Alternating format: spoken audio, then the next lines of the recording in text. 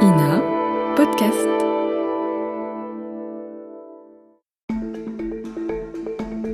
Le niveau scolaire des élèves français est-il en chute libre ? C'est en tout cas le message alarmiste transmis en 2025 par plusieurs rapports publics. Le niveau des élèves en mathématiques s'est fortement dégradé au cours des 30 dernières années, selon le Haut Commissariat au Plan. Les résultats scolaires des élèves en France se dégradent dans le temps, selon la Direction générale du Trésor. Un système éducatif en situation d'échec, dit la Cour des comptes. Des analyses inquiétantes, évidemment largement reprises dans les médias, et qui interrogent. Alors, qu'en est-il vraiment ? Niveau en baisse ou vue de l'esprit ? Peut-on comparer les époques ? Comment s'en sortent nos voisins ? Et si retard de la France il y a, comment inverser la tendance ? Tout ça, on en parle avec vous. Louise Thoré, bonjour. Bonjour. Journaliste, productrice de l'émission Être et Savoir sur France Culture, spécialiste des questions d'éducation. Je cite votre dernier livre, Le meilleur pour nos enfants, point d'interrogation, je précise, point d'interrogation. C'est publié aux éditions de l'Atelier. Louise Thoré, question teaser, le niveau à l'école est vraiment en baisse ? Nos jeunes sont nuls ou c'est plus compliqué que ça ? C'est plus compliqué que ça, évidemment, sur certains points. On baisse et il faut s'en alarmer après une phrase telle que « nos jeunes sont nuls ». Je la trouve extrêmement violente et elle dit quelque chose du regard aujourd'hui des adultes sur les jeunes et du peu d'efforts qu'on fait pour justement les accompagner pour une meilleure scolarité, ce qui est un enjeu pour eux et pour nous. Et on va développer tout ça avec vous, mais on commence d'abord, comme chaque semaine, par un récit en archive et puis on se retrouve juste après. Je m'appelle Théophile Cosset et vous écoutez Le Temps de l'Actu, un podcast de l'INA et de l'Université Panthéon-Assas. C'est parti. Qu'est-ce que c'est que ce problème ? Il y a un sujet un petit peu complexe pour le débattre en 2 minutes. Enfin, pardon, on n'est pas à l'université. Enfin, je veux dire, excusez-moi. Et le monsieur, qu'est-ce qu'il en pense ? The yes needs a no to win. Again the no. Réfléchissez bien. Et surtout, faites réfléchir autour de vous. Et j'attendais, je ne vous le cache pas, ce moment avec un peu d'impatience. Le temps de l'actu. Le niveau scolaire qui baisse en France, ça fait bien longtemps que l'idée est ancrée. Dans les années 80, beaucoup en sont convaincus, les jeunes générations sont moins bonnes que leurs aînés, c'est évident. Et pourtant, ça n'est pas vrai, c'est même l'inverse. Écoutez, on est en 1985. À la surprise générale, les petits Français remportent une médaille d'argent, celle des maths, juste derrière le Japon. C'est ce qui ressort d'une étude internationale comparant les connaissances. Autre surprise, contrairement aux idées reçues, les jeunes seraient aujourd'hui plus brillants qu'il y a 20 ans. Pour comparer passé et présent, les élèves devaient résoudre les mêmes problèmes que ceux posés en 1964 à des élèves de 4e. 2 études à 20 ans de distance, résultat, 1/3 de bonnes réponses en plus. Bravo les jeunes, trop fort. Et c'est même pas un coup de chance, tendance confirmée en 1992. Il s'agit cette fois de comparer le niveau des élèves à ceux du même âge, mais il y a 100 ans, avec une dictée. Bonne nouvelle les enfants, vous êtes meilleurs que nous. Vous êtes meilleurs que nous ne l'étions à votre âge. C'est le résultat heureux pour vous d'une enquête réalisée à la demande du ministère de l'Éducation sur le niveau scolaire des petits Français. Cette enquête met fin à l'idée persistante sur la prétendue médiocrité de nos enfants à l'école. N'en profitez pas les petits, pas de caprice pour autant. Non, promis, pas de caprice pour autant. Mais au fait, est-ce qu'elle a vraiment du sens, cette étude ? Réponse des élèves, pas bête du tout. Écoutez. La dictée, elle est plus facile qu'à l'école. C'est plus facile que ce que tu fais d'habitude. Pourquoi c'est plus facile ? Il y a des mots qu'on comprend mieux. Maman, elle disait, moi, quand j'étais petite, quand je fais la grammaire avec elle, elle disait, moi, quand j'étais petite, on ne fait pas comme ça, on fait comme ça. Et est-ce que tu crois qu'on peut comparer ce qu'on faisait il y a 100 ans et maintenant ? Pas tellement, non. Pourquoi ? Parce que on ne fait pas les choses de la même façon, on ne vivait pas de la même façon. Et il n'a pas tort, ce petit bonhomme. Avis partagé par le directeur de la cellule évaluation-prospection du ministère de l'Éducation nationale de l'époque. Écoutez. Toute la France, tout le système social demande beaucoup plus à l'école.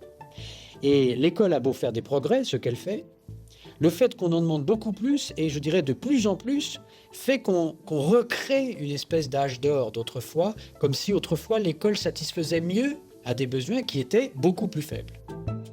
En tout cas, si on se réfère du moins aux études évoquées, au début des années 90, tout semble rouler côté niveau scolaire de nos petits Français. Oui, mais le bon carnet de notes, ça ne va pas durer. On est maintenant en 2001. Une étude internationale qui souligne donc les faiblesses de notre système éducatif. Elle a été menée auprès de centaines de milliers de lycéens de 32 pays. Conclusion, les jeunes Français ont plutôt un bon niveau en maths, mais ont à peine la moyenne lorsqu'il s'agit de manier la langue.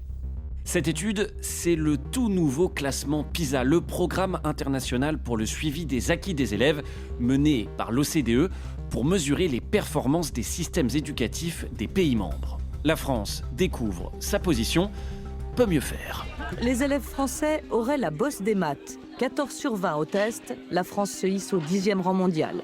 Mais là encore, ils réussissent mieux dans les disciplines concrètes comme la géométrie ou la lecture de graphiques que dans l'abstrait comme l'algèbre.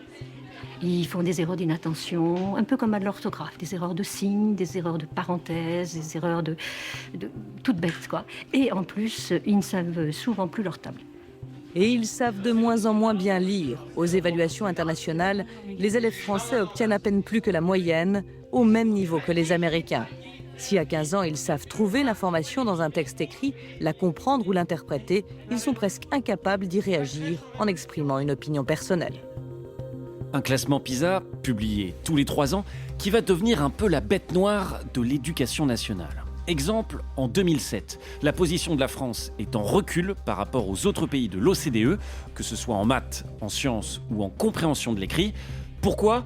La faute au fonctionnement du collège, selon la chercheuse en éducation, Nathalie Mons. Nous avons choisi une formule de collège unique qui est très spéciale, avec beaucoup de redoublements, des classes de niveau dans un certain nombre d'établissements, peu d'enseignements individualisés. Et on voit que ces choix-là ne sont pas les plus efficaces. Mais aussi à cause des inégalités sociales et de l'augmentation des décrocheurs, selon Éric Charbonnier, analyste à l'OCDE. On pourrait dire que la performance stagne. Le seul indice un peu inquiétant, c'est cette légère augmentation d'élèves en difficulté. Si cette tendance perdure dans les 20 prochaines années, on pourrait voir cette fois-ci une baisse de performance. Et si la position de la France dans le classement PISA va effectivement rester stable les années suivantes, en 2022, douche froide, le carnet de notes des élèves français accuse une baisse significative, notamment en maths. La France, loin d'être médaillée d'or en mathématiques. L'enquête PISA affirme que l'on se situerait aujourd'hui entre la 15e et la 29e place, une performance comparable aux grandes nations européennes. Mais le niveau des jeunes Français enregistre une baisse historique dans cette matière. La France se situe loin des résultats des meilleures nations, des pays asiatiques comme la Corée ou le Japon, mais aussi l'Estonie ou la Suisse. Plus inquiétant encore, seulement 7,4% des jeunes Français ont un niveau en mathématiques très performant. Une proportion inférieure aux autres pays et un niveau qui a dégringolé avec l'épidémie de Covid-19. Constat confirmé par le ministre de l'Éducation nationale Pape Ndiaye en février 2023 sur France Inter. C'est le rôle d'un ministre de regarder la situation en face et de dire les choses, de dire la vérité. Est-ce que le niveau des élèves est un niveau qui est satisfaisant au regard des besoins que nous avons et au regard de la place centrale de l'école dans notre pays? La réponse est non. Quand on a un tiers des élèves qui entrent en 6e et qui n'a pas un niveau satisfaisant en mathématiques ou un quart en français, je ne peux pas applaudir. Et si les résultats du classement PISA de 2025 ne sont pas encore connus, ils seront publiés en septembre 2026, la Cour des comptes, elle, alerte sur la situation d'échec du système éducatif français. Mais que se passe-t-il dans nos salles de classe? Doit-on s'inquiéter du niveau des élèves? Comment inverser la tendance? On en parle dans le temps de l'actu. Avec vous, Louise Touré, déjà, pour commencer, une réaction peut-être au récit qu'on vient d'entendre? C'est très intéressant d'entendre les archives des années 80 et 90. C'est vrai que c'est un peu une période dorée où il y avait un peu moins de problèmes de recrutement, même s'il y avait déjà des inquiétudes et des batailles autour de l'idée que le niveau baissait ou non. De recrutement des professeurs? Oui, de recrutement des professeurs, On va y venir, il y avait moins effectivement, de problèmes d'absence non remplacée. En fait, c'est ma génération qui a été très portée. C'est une génération à la fois de massification scolaire où je pense que l'école avait un peu plus de moyens, relativement. Mais en 84, c'est aussi la publication de Jacques-Alain Milner qui s'appelle « De l'école » qui dénonce cette massification en parlant du collège unique comme quelque chose de délétère du point de vue du niveau de l'élite qui amenait finalement trop d'élèves dans l'enseignement général et allait à terme baisser le niveau de tout le monde, fustiger aussi le peu d'ambition en termes de contenu de l'école. Mais ça, bon, c'est un discours qui a quand même aussi toujours existé, le discours sur le niveau qui baisse. Oui, c'est ça. Il est vieux comme le monde.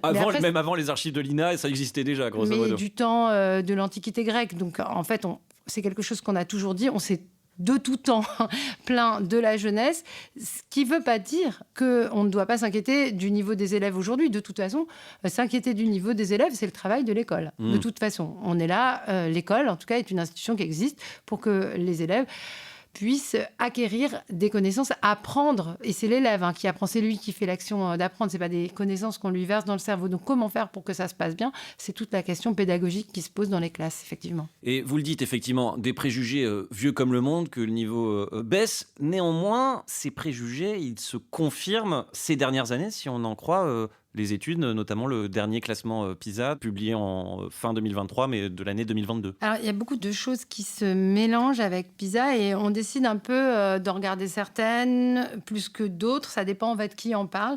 On a aussi beaucoup dit de PISA que si le niveau de l'école en France n'était pas aussi bon qu'il devrait l'être, c'est parce qu'on avait un fort problème de reproduction sociale. Et c'est vraiment un sujet sur lequel il faut aussi porter la lumière. C'est-à-dire qu'en France, les enfants de milieux populaires sont vraiment très représentés parmi les élèves les plus faibles et que la question que ça pose, c'est en fait, est-ce que l'école n'attend pas des enfants qui sont déjà prêts, déjà préparés par leur famille à apprendre ? Et quand on n'est pas face à ces enfants-là, eh bien, on ne sait pas faire. Ce qui ne veut pas dire que tous les enseignants ne savent pas faire, mais que globalement, voilà, le résultat, il est là. Ce qu'on a vu aussi, c'est quand même une érosion du niveau, en général, et même des meilleurs. Bon, après, il y a l'effet Covid, on ne sait pas exactement le mesurer, mais on se doute qu'il y a eu un effet, on l'a vu dans plusieurs pays. Et j'ajoute, parce que c'était un élément qui avait vraiment retenu mon attention sur la dernière étude PISA, et les analyses plus fines, il faut aussi les écouter. Par exemple, ce qu'on voit là, c'est qu'il y a moins de parents, apparemment, qui s'intéressent au travail scolaire de leurs enfants. D'accord. Et ce manque de suivi des parents... Quelle que soit la sociologie. C'est sûr que c'est sociologiquement toujours un peu situé. Les parents plus diplômés s'occupent davantage de la scolarité. Les parents qui ont un fort capital culturel, évidemment, s'occupent plus de la scolarité.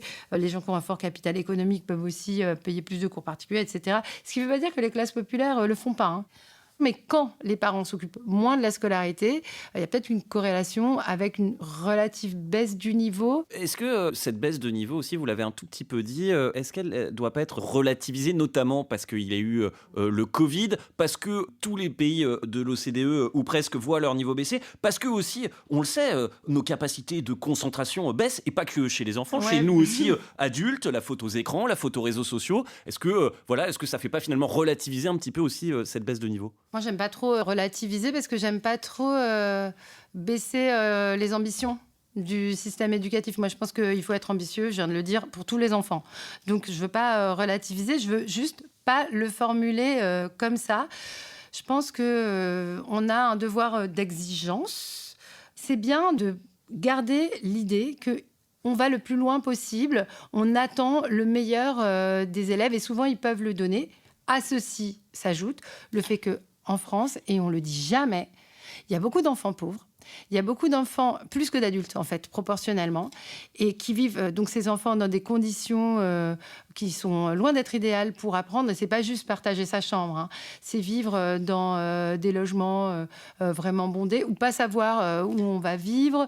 C'est avoir de mauvaises conditions, par exemple de travail pour des parents qui sont pas là suffisamment pour s'occuper de leurs enfants. Comment on aide les gens qui sont pauvres et dont on voit qu'ils réussissent pas assez bien? Donc voilà, il y a une question de comment on les reçoit à l'école, comment on les accompagne à l'extérieur, comment on combat même cette pauvreté dont on sait qu'elle est délétère pour les apprentissages. Tout ça, ça vient jamais dans le débat. C'est trop facile de dire que le niveau baisse. Effectivement, d'ailleurs, les inégalités sociales criantes dans l'éducation française, elles étaient pointées du doigt en 2018 par le secrétaire général de l'OCDE en personne, Angel Gurria. Écoutez. Les élèves français des milieux socio-économiques défavorisés sont 5 fois plus nombreux que ceux des milieux favorisés à ne pas atteindre le niveau minimal de lecture. C'est l'un des scores les plus élevés des pays de l'OCDE. Vous le dites, hein, c'est le gros point noir de l'éducation nationale aujourd'hui, et d'ailleurs pas qu'aujourd'hui. On entendait M. Charbonnier dans le récit documentaire qui effectivement déjà alertait en 2007 sur ces inégalités sociales qui pèsent effectivement sur le niveau général de l'école. Oui, c'est un gros point. Alors, pas que l'éducation nationale, parce que je pense que cet accompagnement doit venir de partout. Il faut réfléchir à comment on crée une société finalement plus amène pour les enfants de tout milieu. Où est-ce qu'on peut aller faire éventuellement ses devoirs ou tout simplement... aller à la bibliothèque. Je sais que ça existe évidemment, les bibliothèques, mais c'est des choses à promouvoir. Hein, ça. Et puis, il y a des questions pédagogiques. En gros, quand on donne une consigne, certains enfants la comprennent tout de suite parce que finalement, ça ressemble un peu à ce qui se passe chez eux. Et pour d'autres, c'est vraiment à découvrir. Et les enseignants ne cessent d'être surpris de ça. Or, même si l'école, c'est pas le McDo, c'est pas venez comme vous êtes, certes, ça demande un petit travail d'ajustement de la part des enfants pour devenir des élèves. Ça doit pas être non plus que du travail de la part des élèves. Je caricature, mais en tout cas, ce travail pédagogique, je pense qu'il faudrait qu'on permette aux enseignants de mieux le faire, peut-être en les formant davantage à ça, mais la formation des enseignants, c'est aussi un énorme problème en France. Ce que vous dites, c'est pour bien comprendre, c'est que la pédagogie n'est pas très adaptée aux milieux plus populaires. On a une école trop élitiste. C'est pas moi qui le dis, c'est les statistiques. Pour le coup, c'est indubitable. C'est-à-dire qu'on demande aux enfants de s'adapter au système, et c'est pas le système qui s'adapte aux enfants. C'est alors, je vais pas avoir l'air de répéter des grosses évidences. On peut se référer à Bourdieu, les héritiers, mais... On le voit dans les statistiques, les enfants de diplômés réussissent, les enfants de non-diplômés réussissent moins bien, ce qui ne veut pas dire qu'ils ne réussissent jamais. Donc, réfléchissons à comment on peut... Moi, ce n'est pas l'ascenseur social qui m'intéresse, parce que l'ascenseur social, ça signifie qu'on va en sauver certains et que les autres, on s'en fiche. C'est comment on va faire pour que tous les élèves aient droit aux mêmes chances. Alors, il y a le mot de socle commun, mais accèdent aux apprentissages dont on estime que c'est la base de l'école, non pas les fondamentaux des savoirs, mais juste les bases communes pour être un citoyen dans la société, pour être émancipé. Mais j'ajoute, c'est pas parce qu'on n'a pas certains acquis scolaires qu'on est condamné à errer sans but dans la vie. Il n'y a pas que l'école non plus dans la vie. Il y a d'autres endroits où on apprend et où on s'éduque. Dieu merci. On a entendu dans le récit documentaire Nathalie Mons, la chercheuse Nathalie Mons, qui pointait du doigt en 2007 aussi l'organisation du collège unique. Est-ce qu'on peut préciser un petit peu ça ? Oui. Alors, en 1975, on a décidé de faire le collège unique. Il y a quand même des débats sur la manière d'organiser cette étape de l'enseignement. Donc, un collège pour tous les élèves, une scolarité obligatoire jusqu'à 16 ans. À l'époque, le choix qui a été fait, c'est quand même de garder une structure plutôt du type petit lycée, et c'est souvent dénoncé comme ça, avec un enseignant pour chaque discipline. Ce qui fait que la marche entre le CM2 et la 6e, elle est extrêmement haute pour certains enfants. On passe d'un système avec une enseignante, une professeure des écoles, une institutrice et parfois un instituteur ou un professeur des écoles, à quelque chose où on est très autonomisé, on est censé être très autonome. C'est difficile. Et d'ailleurs, l'autonomie comme comportement, c'est très socialement situé. En tout cas, l'autonomie devant les savoirs et la chose scolaire. Parce qu'il y a des enfants qui ne sont pas très autonomes à l'école et qui sont très autonomes dans la vie par ailleurs. Et cette demande, en fait, qu'on fait aux élèves, elle est très compliquée, d'autant plus que c'est un savoir-faire, un savoir-être qui n'est pas forcément toujours suffisamment accompagné. Je pense que c'est quand même aujourd'hui beaucoup plus dans la tête des enseignants que, par exemple, pour ma génération. Mais je pense aussi que les besoins sont énormes et que cet accompagnement, il faut continuer d'y penser encore plus. En parlant du collège, petite précision, c'est là que ça se joue, la baisse de niveau autour de l'adolescence, ou bien le constat, il se fait déjà dès la maternelle ? Non, il est déjà mauvais à l'école élémentaire. Donc, c'est testé pour les maths. On n'est pas bon en France dès le CM1. On a pointé des questions de méthode. Vous l'avez dit aussi, il y a des questions d'effectifs. On a un souci de recrutement. Rapport de la Cour des comptes publié le 12 décembre dernier, 12 décembre 2025. 9% des heures de cours n'ont pas été assurées dans les collèges publics durant l'année scolaire 2023-2024, en raison notamment d'absence non remplacée d'enseignants. Ça, c'est parce qu'on ne paye pas suffisamment les enseignants, parce qu'il n'y a pas de personnel pour comprendre un petit peu pourquoi est-ce qu'il y a ce problème d'effectifs. Ce qu'on sait, c'est qu'on manque de candidats. Il n'y a pas assez d'étudiants qui se présentent au concours. Mais alors, visiblement, là, juste maintenant, ça viendrait de remonter, à suivre, à vérifier. C'est vrai que c'est pas très bien payé. C'est vrai aussi que même dans des pays où les salaires sont bien meilleurs, en Allemagne ou au Luxembourg, les enseignants sont extrêmement bien payés, on manque aussi de candidats. Ça dit quelque chose du rapport à l'éducation, peut-être aux soins de l'autre, à l'attention à l'autre dans la société. C'est pas des métiers qui font forcément extrêmement envie. Aussi, c'est perçu comme un métier très dur. Être face à une classe, c'est difficile en début de carrière. Encore plus, on n'est peut-être pas suffisamment bien accompagné. En tout cas, on ne l'était pas. Ça peut peut-être évoluer. La formation continue n'est pas géniale. Les perspectives de salaire pas formidables non plus. Donc c'est vrai que devenir enseignant, c'est pas une carrière qui va brancher tout le monde parce que y a tous ces paramètres et puis l'école a pas très bonne presse. Regardez tout ce qu'on est en train de raconter. Autre sujet qui est revenu récemment dans l'actualité, la question des rythmes scolaires. Là aussi, c'est un vieux serpent de mer. Écoutez cet archive de 1980 et puis on en parle. Un élève de 6e passe 6 heures par jour en classe. Avec les devoirs à faire à la maison, il a en moyenne une journée de travail de 7 heures. En 4e, cette journée sera encore plus lourde, aussi chargée que celle d'un adulte. Je pense que pour 70% des enfants français, les rythmes sont parfaitement absurdes. Dans la mesure où on concentre sur seulement 175 jours, c'est-à-dire moins de la moitié des jours annuels, tout le travail scolaire, avec donc des alternances de jours trop pleins et de jours complètement vides. Dixit, l'ancien pédiatre Guy Vermeil qui pointait déjà du doigt à l'époque le mauvais rythme des élèves.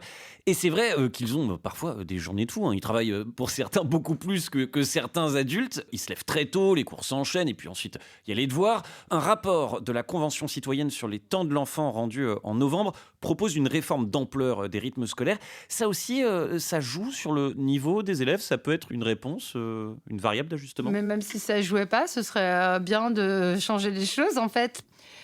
Il y a un gros problème de rythme en France. Pour le niveau, moi je pense que c'est une question de toute façon qui doit être traitée, commencer à 8 heures quand on est au lycée. C'est trop tôt, il n'y a pas que les écrans à mettre en cause. Les adolescents ont un rythme décalé, absolument tous les spécialistes du sommeil le disent. Par ailleurs, la barque est trop chargée, aussi parce qu'il y a une forte compétition dans notre système scolaire et que dans cette compétition, les activités, c'est super de faire de la musique et du sport, mais les activités extrascolaires sont vues un peu comme des plus qui s'ajoutent à des journées hyper chargées. Pour des petits ados, ça peut faire vraiment beaucoup trop. Moi, c'est vrai que ces journées, elles me font peur alors que je suis une adulte et que je travaille parfois moins que... Je vois même des élèves de lycée qui font du 8h, 18h30, 19h30 certains jours. Enfin, c'est complètement fou. Puis à côté, on a des vacances qui reviennent cycliquement, qui durent 2 semaines, parce qu'on est épuisé, parce que les semaines sont très denses et on a beaucoup de vacances. Je sais pas, c'est une manière très très bizarre d'organiser le temps, je trouve. Après tous ces constats, pas forcément tous très encourageants, cette question, comment on fait pour corriger le tir, pour inverser la tendance ? Où est-ce qu'il faut mettre le paquet ? Je cite à la volée quelques idées ou mesures récentes du gouvernement ces dernières années. Le dédoublement des classes de CP, les cours de soutien obligatoires en maths et français pour les élèves de 6e, les groupes de niveau en maths et en français. Bonne ou mauvaise idée ? Et est-ce qu'il y a d'autres choses qui pourraient être mises en place ? Bah écoutez, quand je serai ministre, je verrai. Non, mais avec cet œil d'observateur oui, que vous avez... Oui, bien sûr. On sait qu'il faut quand même s'occuper des difficultés quand elles apparaissent. Donc, ce serait pas mal d'agir plutôt au niveau de l'école élémentaire, tout de suite. Qu'on ne laisse pas... Donc, le dédoublement des classes de CP, par exemple ? Alors, les évaluations n'étaient pas si folles parce qu'en fait, il faut changer aussi les pédagogies. Et puis, c'était pas toujours 12 élèves. Parfois, c'était plus. Parce qu'il faut bien faire face aussi au manque d'enseignants. Donc, à voir, en tout cas, s'assurer que... Voilà, les élèves apprennent bien à lire les bases des mathématiques, la manipulation. Je pense qu'il faut aussi, mais ça c'est parce que c'est un peu une conviction personnelle que je partage avec vous, c'est qu'il faut desserrer un peu les taux sur la scolarité. Il n'y a pas que l'école dans la vie, et je dis ça tout en étant très très attachée à la réussite de tous les enfants et de mes enfants. Je ne vais pas dire que j'en ai rien à faire, c'est pas vrai. Mais en même temps, il y a plein de manières de réussir. Il y a aussi plein de manières de refaire. Il faudrait créer des passerelles pour peut-être revenir à la scolarité si on a arrêté jeune, parce qu'il n'y a pas de raison de ne pas pouvoir y arriver. Et être peut-être dans un système, moi je pense, moins compétitif, qui, on le croit, va faire réussir une petite élite et finalement est délétère pour tout le monde. Parce que la compétition... mécaniquement, ça crée des gagnants, mais des perdants, plus de perdants que de gagnants. Pour moi, ça engendre de l'abandon. Le sentiment aussi d'être pas assez bien considéré par l'institution qui pourtant nous enseigne, parce qu'on va pas être un gagnant de cette compétition. Et au-delà de la réussite en maths, en orthographe, savoir pourquoi on fait ce qu'on fait. Et à mon avis, le problème du niveau, il est là, c'est qu'on perd de vue les objectifs de l'école, et que si c'est juste pour la compétition, ou si c'est juste pour faire plaisir aux parents, le bachotage, ou si c'est juste pour remplir des statistiques, c'est pas une motivation pour les jeunes. Donc pourquoi on apprend pour s'émanciper, pour avoir une vie plus riche des autres enseignements auxquels on va pouvoir accéder parce qu'on a appris d'abord, et tout ça, je pense qu'on peut le faire saisir même aux enfants petits. Apprendre, c'est bien en soi, et il y a une forme, et c'est un peu contradictoire avec tout ce qu'on a dit, mais de gratuité du savoir à absolument défendre comme une valeur. Moi, c'est plutôt ça, la valeur à laquelle je crois, et un plaisir aussi, et une joie à être ensemble à l'école. Donc c'est très très décalé du niveau qui baisse, mais je crois que ça peut nous aider, et nous aider collectivement. Comment comprendre et comment surtout enrayer la baisse du niveau scolaire à l'école? On a les cartes en main, en tout cas, pour y voir plus clair. Grâce à vous, Louise Touré, journaliste, productrice de l'émission Être et Savoir sur France Culture. Je rappelle votre dernier livre, Le meilleur pour nos enfants, point d'interrogation. C'est publié aux éditions de l'Atelier. C'était Le Temps de l'Actu, un podcast de l'INA et de l'Université Panthéon-Assas. Si ce podcast vous plaît, abonnez-vous, mettez des étoiles, des commentaires et parlez-en autour de vous. Et moi, je vous dis salut et à la semaine prochaine. Merci beaucoup.